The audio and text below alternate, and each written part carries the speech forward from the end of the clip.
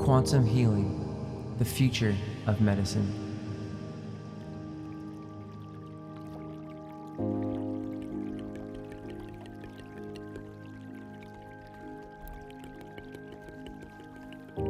Hi, so today we're going to discuss calming from traumatic hysteria. This is a big one because I was shocked to find out that hardly anyone knows how to do this technique. And I'm including ICU nurses that have not been shown. Some may have been, but I know way too many that have not been shown this technique at all. It's a little bit shocking. I do it mainly because I'm really concerned that people out there going through all these traumas that we seem to be having and experiencing all over the world. This will give some resources to people that are not professionals, but apparently to the professionals as well, they get something from this. So this particular technique I wanted to introduce you to was bringing someone very calm from hysteria. So usually a lot of people, when they've experienced a trauma, will be quite hysterical. We'd say they just completely lost it. They're freaking out. This is not a good thing for the body because it's not balancing the body. The body is always looking for homeostasis, which is a beautiful balance in the body with everything.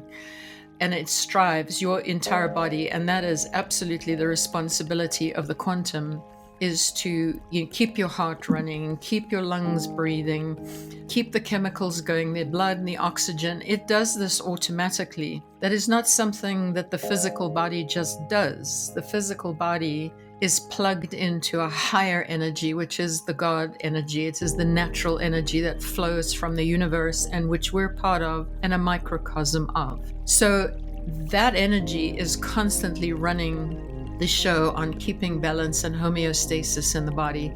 When that is not achieved, the doctors will approach you, the physicians, and they will try to find out through blood work and through talking to you and doing assessments, what is the problem? What is actually, your problem?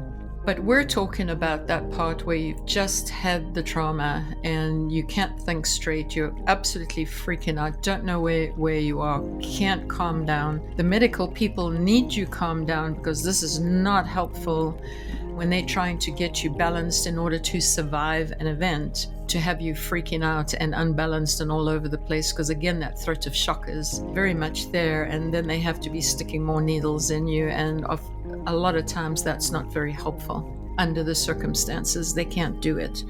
So how do we get someone calm? No, we've all experienced something of this, maybe not all of us, but you may, since we're seeing all this drama going on in the world and huge, large groups of people getting affected. You for sure are going to come across some people that have lost everything and they're hysterical, and we need them calm or they're going to go into shock and die. Shock will kill you. So we need to get someone calm, safe, and warm until professional help can get there. And everyone has, anyway, local healers as well. I'm not just talking to people that live in first world countries and have hospitals and medical facilities and first responders that can come racing in. Many people are out in the wilderness. They're in remote areas. They don't have readily available medical help.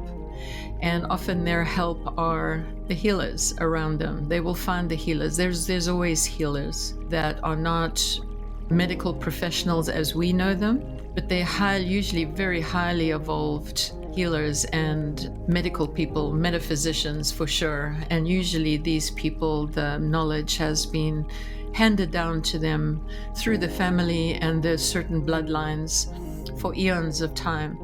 So people, remote people that come from more what we call the third world countries, I think some of them are quite more advanced, can go to for their healing needs. So it's more for people like that may or may not have this information. But this particular scenario I'm going to tell you about happened here in a highly sophisticated area, in a highly sophisticated hospital. I had given this lecture and given this how to bring somebody back, basically.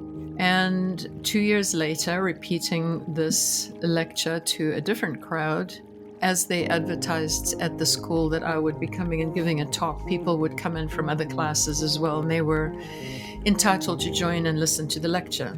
So when I was finished, a girl approached me that I recognized that she'd come to one of my lectures about 2 years previous. And she said, I just wanted to stop and tell you something. She said, shortly after you'd given your lecture and you'd given this information, my boyfriend was in a serious car accident.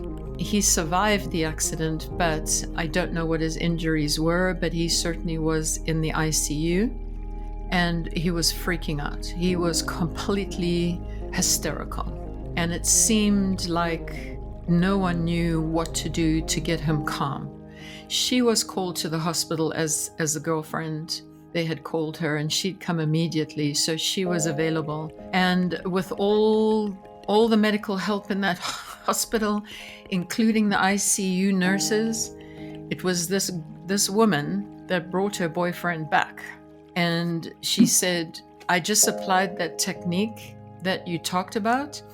And she said it worked really, really well. And by the time we'd finished, he was calm and they were able to help him further where they couldn't, as he was so hysterical.